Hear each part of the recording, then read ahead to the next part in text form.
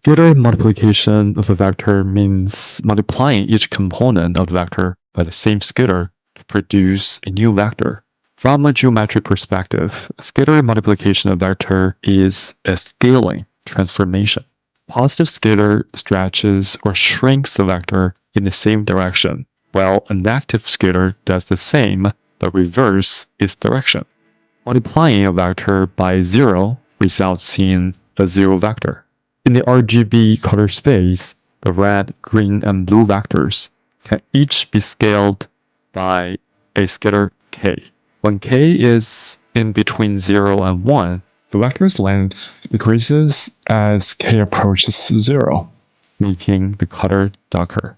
However, the direction of the vector remains unchanged, meaning the hue stays the same. In RGB color space, the all ones vector 1, 1, 1 represents white.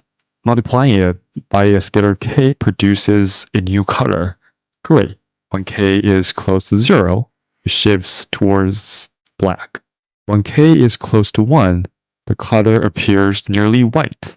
By taking any color vector in RGB space and scaling it with values varying linearly between 0 and 1, we can create smooth gradient effects, adjusting the brightness while keeping the hue consistent.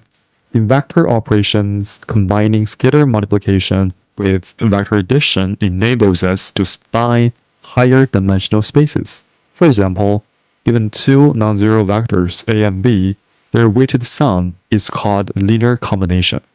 Simply put, a linear combination means creating a new vector by adding up multiple vectors, each multiplied by a scalar weight.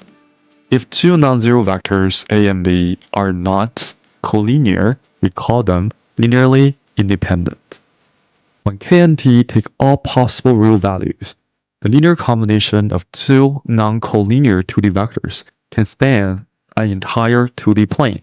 Similarly, in a 3D space, two non-collinear vectors can only span a 2D plane, but not the full 3D space. On the other hand, if two non-zero vectors a and b are linearly dependent, their linear combination remains on the same line. In the RGB color space, mixing red and green in different proportions forms the red-green plane. Likewise, mixing red and blue gives us the red and blue plane, while mixing green and blue creates the green-blue plane. Using all possible weights, the weighted sum of red, green, and blue together forms the full RGB color space. However, it is important to know that RGB color values are restricted between 0 and 1. They cannot take arbitrary values like real numbers. Therefore, strictly speaking, the space spanned by red, green, and blue is not a real vector space. By using scalar multiplication, we can adjust any non-zero vector to have a length of 1. This process is called vector normalization. We'll explore this topic in the next video.